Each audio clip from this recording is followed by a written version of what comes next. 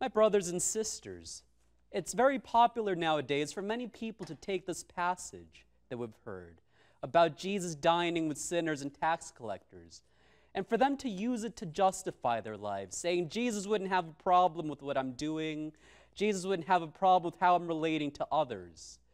But the reality is that yes, Jesus reached out to sinners and tax collectors, as we are called to do, to reach out to our brothers and sisters who wander from the faith and wander from the way God wants them to live. But once he reached out to them, they didn't remain there. They encountered that conversion, which we're each called to encounter.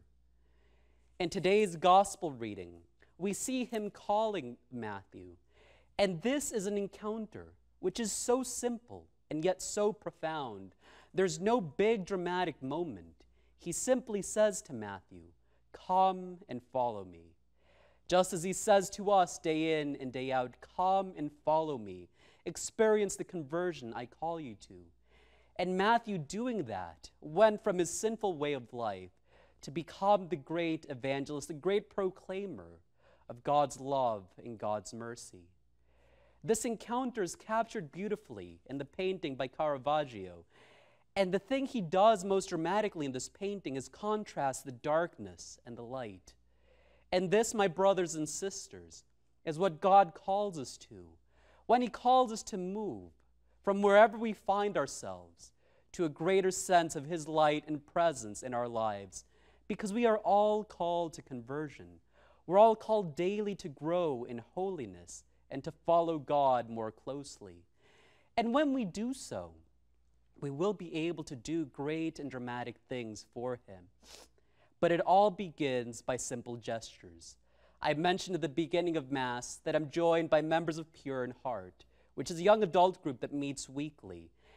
And they meet to gather for Mass, to gather for prayer, to gather to support each other in their journeys of faith, and to engage in discussions on today's important topics, on chastity and those other virtues that young people need to be formed and to be prepared to become saints for our God.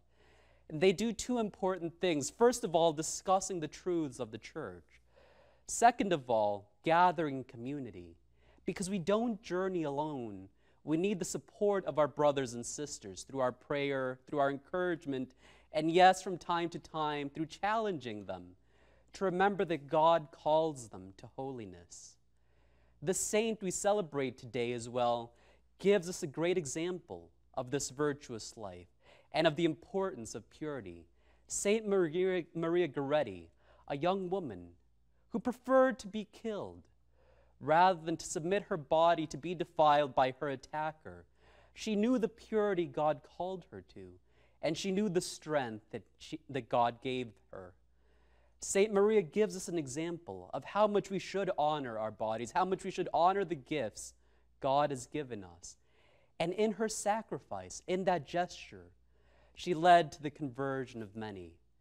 And so, my brothers and sisters, I invite you today to look into your hearts, to see how God is calling you daily to follow him, but daily to convert our hearts. We're all called to be great saints.